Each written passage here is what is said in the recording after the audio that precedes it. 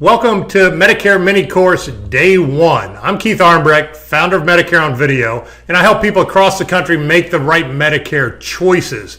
And it's become completely evident to me that our brains just can't absorb so much of this Medicare stuff all at once. So what I've done is I've broken it down into pieces and we've put it into a mini course. So it's going to make it very easy for you to kind of take it at your own pace so you can understand everything that you need when you're coming into Medicare, or even if you're already into Medicare. So you can find this mini course right on my website if you go to medicareonvideo.com/mini-course. It's going to bring you right to the page that has everything on it, and then you can go at your own pace. Right now we're going to go over original Medicare. So this is day 1, and when we're talking about original Medicare, what we're talking about is Medicare Part A and Medicare Part B. Those are the two kind of pillars of original Medicare and how they function.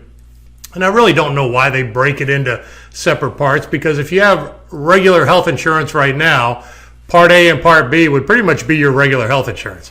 So, but under Medicare, Part A is stuff that happens inside the hospital. So it's your room and board when you're in the hospital, falls under your Medicare Part A. Things like inpatient hospital care, skilled nursing facility when you are qualified to receive that, nursing home care, hospice care, home health care. Usually includes a semi-private room, meals, medications, nursing, and lab services, again, while you're in the hospital. And Part A carries its own deductible, separate from Part B. So that's also something very important that we'll get into as we continue the course when we get to the part on the costs of Medicare. So you want to obviously look forward to that coming along. So Medicare Part B is things that happen outside the hospital.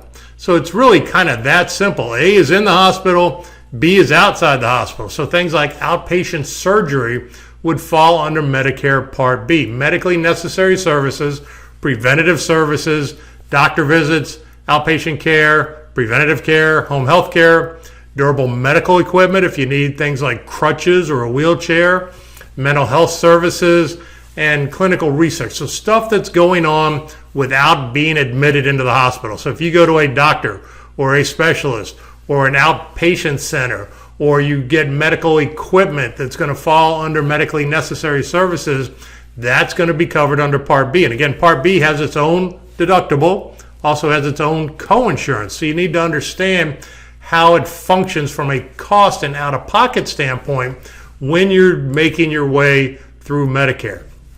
Now, how Medicare works with when you start is your Medicare application.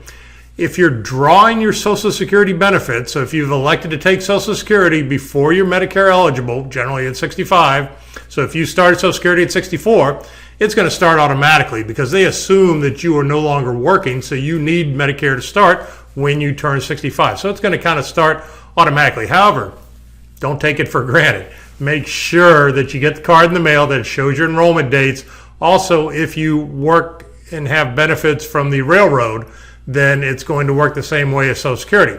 Now, when you must apply is if you have not started your Social Security. So if you're turning 65 and you want to come into Medicare, you need to contact Social Security in order to start your Medicare Part A, your Medicare Part B. If you are continuing to work past age 65 and you're working for an employer that has more than 20 employees, and you want to stay on your group coverage, you do not want your Medicare to start. You absolutely do not want your Medicare Part B to start. So make sure you understand that. And again, we help with all this. So if you have any questions, just give us a call, send me an email. I'm happy to help with any of the parts of Medicare that may come up that may be confusing, which will be quite a few.